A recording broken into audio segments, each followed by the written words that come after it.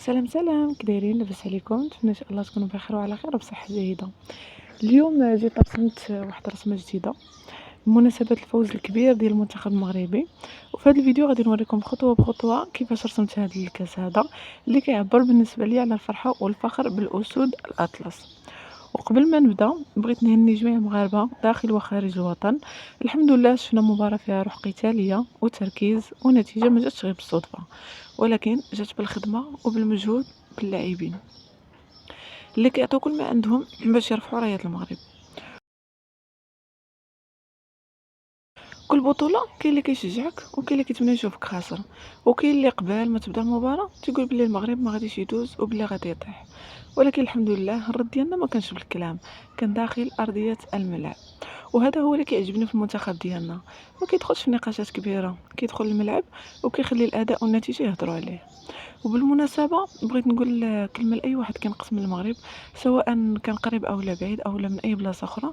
حنا ما محتاجينش نسبوا ولا نهينوا حتى شي واحد، حنا عندنا الثقة في بلادنا وربي معنا، واللي عنده شي كلام يقولوا في الملعب ويجاوبوا عليه.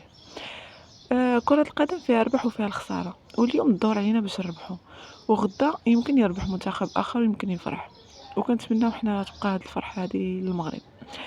وهذا هو الجواب الرياضي، ولكن اللي ما خاصوش يكون هو التقليل من انجازات الاخرين. وانا كمغربيه كنفتخر ببلادي وبالعلم ديالي وبكل لاعب لبس قميص الوطني وتقاتل من اجل المغرب.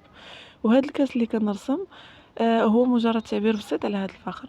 كل خط كنرسمو كنقول بيني وبين راسي الله يحفظ المغرب والله يديم علينا هذه الفرحه، وان شاء الله نشوفوا منتخبنا ديما في المقدمه وديما رافع رايتنا. اللي كيبغي المغرب غادي يفرح معنا، واللي ما كيبغيناش فهادشي ما غاديش يبدل والو من الواقع. الواقع كيبين كيبان في النتائج، والنتائج هي اللي كتبقى. واليوم بغيت نقول واحد الحاجه اللي مهمه: التشجيع الحقيقي ما كيكونش غير ملي الفريق كيربح، خاصنا نبقاو مع المنتخب في الربح وفي الخساره، ولان المنتخب كيعطي من قلبه واقل حاجه نقدروا نديروها هي نساندوه ونشجعوه. الحمد لله عندنا منتخب قوي، عندنا مواهب، وعندنا جمهور كيخلي اي واحد يحترم المغرب، وهذا هو اكبر فخر بالنسبه لنا. وكنتمنى من كل مغربي يشوف الفيديو يشارك الفرحه ويشجع بطريقه محترمه، لان الاحترام كيزيد القمه للفوز. وبغيت نقول لكم باللي اليوم انا كنرسم هذا الكاس هذا، بغيت نهضر على واحد الحاجه اللي جاتني الانتباه ديالي. شفنا في هاد الفيديوهات الاشخاص كيهينوا الرايه للمغرب وكيتمناونا كيتمناو زعما بصفه عامه المغرب يتقصى. وهذا التصرف هذا بالنسبه ليا غير مقبول، ولان الرايه رمزيه البلد كامل وما خصناش تكون وسيله للكراهيه. المغرب داخل البطوله باش يشرف بلاده، وماشي باش يدخل في صراعات مع اي واحد.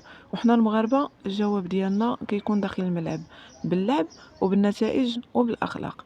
كنتمنى نشوفوا التشجيع الرياضي اللي هو اللي كيغلب، واللي بغى يشجع المنتخب بلادو هذا من حقه، ولكن التقليل من انجازات الاخرين او اهانه رموزهم ما كيزيد حتى شي واحد. وانا اليوم فرحانه بهذا المنتخب، وفرحانه بالمنتخب ديالنا اللي اثبت مره اخرى انه قوي وانه كيتقاتل حتى لاخر دقيقه. واللي كان كيتمنى المغرب يطيح نقول ليه ربي معنا، وثقتنا في المنتخب كبيره، والمغرب هو اللي كيعطي الكلمه الاخيره. ديما مغرب وكنفتخروا برايتنا وبمنتخبنا، وكنتمنى الرايه تبقى وسيله تجمع الشعوب ماشي تفرقهم. وفي الاخير الى عجبكم عفوا الفيديو، عجبتكم الرسمه وعجبتكم النتيجه، ما تنسوش تدعموني بلايك واشتراك وتشاركوا الفيديو مع صحابكم، وخليوا لي تعليق شنو بغيتوني نرسم في فيديو جديد. ديما مغرب ديما اسود، والله يحفظ بلادنا والله يرفع رايتنا، والسلام عليكم ورحمه الله وبركاته.